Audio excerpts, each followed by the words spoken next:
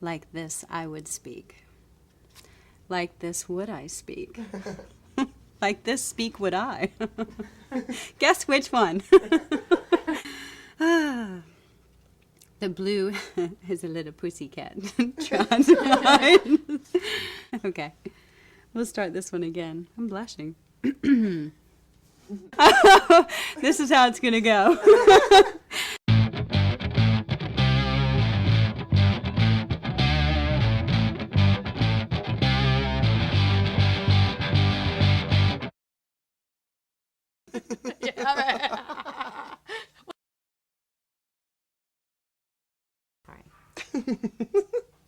You're cute.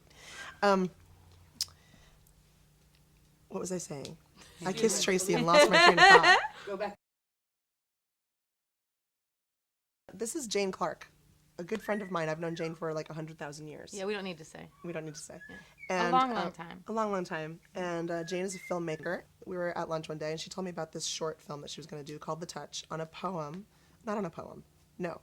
On a poet. You have to excuse me, I'm sick. That's why I'm drinking tea. But you look beautiful. I also didn't think it would be appropriate to drink wine on today's vlog. That's right. That would be highly inappropriate. Yes. But I need the tea anyway because... That's some codeine. Yeah. NyQuil. No. I'd be all... Oh, really?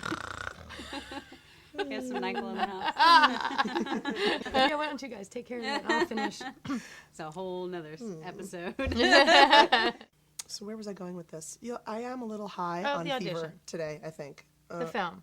The film. Oh, yeah, the film. So Jane was telling me she was going to make a film called The Touch on Renee Vivien, this poet, gorgeous poetry. Renee was a lesbian in what? Early 1900s. Actually, she moved to Paris when she was 19 or 20, and she lived in Paris till she was 32 when she passed away. And in Paris, she was out.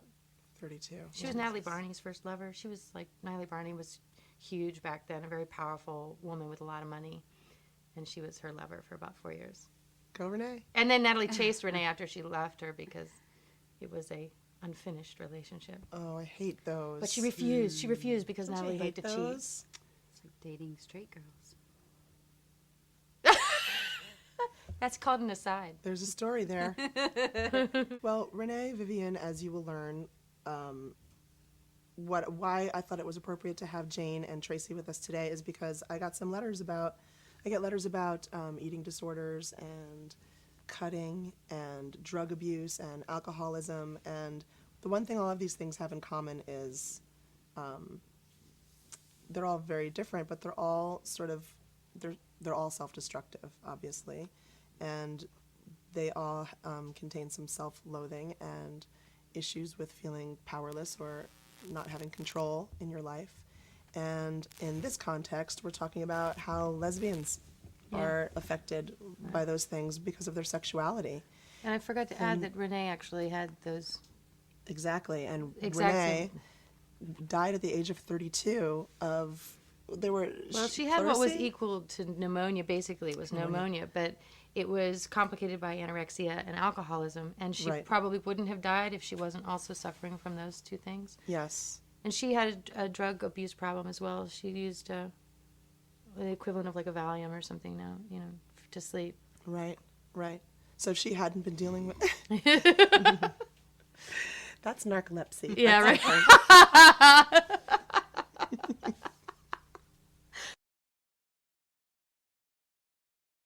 Like this would I speak.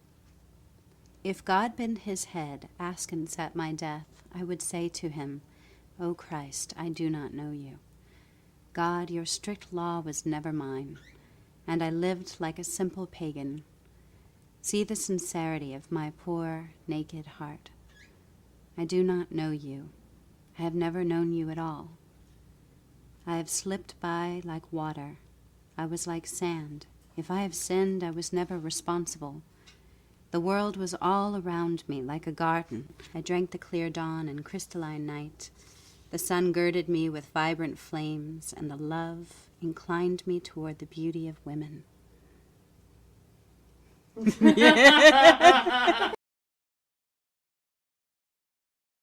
film takes place in 1908, And she had gotten an admiring letter from a married Islamic woman, a woman married to a Turkish diplomat. And the woman had reached out to her to say, I'm attracted to you and I want to know you. And they carried on a letter writing affair for about three and a half years. And they only met a few times in person. And then at a certain point, her husband took her away and they never saw her. They basically broke up. So the film takes place on what I imagined to be their last time together saying goodbye.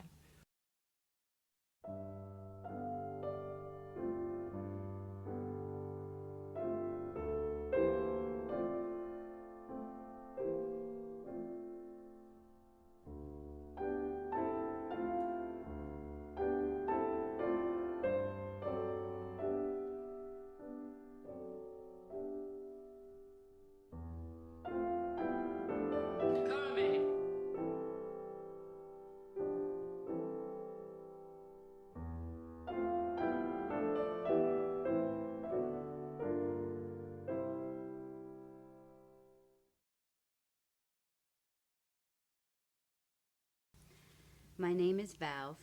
Feel free to use that if you do post this. Hi, Val. I'm 19 from Cleveland, Ohio. I was raised to live very independently. Started doing my laundry when I was 8. Got a job when I was 12. Whew. I moved out of town when I was 17. I'll back up a few steps and explain to you when the coke came in. I was 14 and in the midst of my freshman year of high school, battling between a pretty terrible living situation, work, grades, and trying to maintain some social life. I did as some teenagers do, and began to experiment to try and relieve the stress. Alcohol made me feel too uninhibited, which I guess is the point, but not really my thing. Pot made me too unproductive, but coke, that felt just right. In the 5 years I've done it, it has never posed a problem for me, which technically makes it the healthiest, most consistent relationship I've ever been in. I've never missed work on some crazy bender or blown off a friend because I was too blown out. Never paid a bill late. I maintained a decent GPA throughout high school. I never touched any of the things that were important to me. In fact, I feel as though it has helped me excel in all of them. Physically, I did lose a bit of weight, but I honestly believe that it could easily be from being busy. I've gotten an occasional nosebleed, but only in the wintertime when the air is dry. I have always prided myself on my strong sense of willpower and self-control, i.e., for every 1 month I smoked cigarettes, I quit the following 4 just to prove to myself it's not a problem. Okay, so now that we're all caught up on the past, let's get to the issue. Me and this girlfriend went away for a weekend during my spring break when I came back and planned a night away from her with my friends. They had, I don't know this meeting, I guess more like an intervention. They all read my letters and told me I had a problem, blah, blah, blah. I really hope you're not thinking, wow, this kid is dumb. I know drugs are bad on any level, but so is coffee, and Coke is like my coffee, and I do not have some unhealthy addiction to it. So these people get drunk on their legal alcohol and do endlessly dangerous things, driving and sleeping around, which is totally their business, are going to judge me. These people who I would have proven to drop everything and do anything for are going to tell me I've got a problem. There isn't one time any one of them could name that I have ever needed to call them for help or money or place to stay like they've needed and gotten from me, and I do it happily because I love them all dearly. And it gets worse. They think I started doing it because of her. They think she introduced me to this, which isn't even possible with my 5 years doing it and only having known her for maybe 1 year. They've threatened to tell my parents, but I'm 100% sure they won't even be able to find them, let alone get them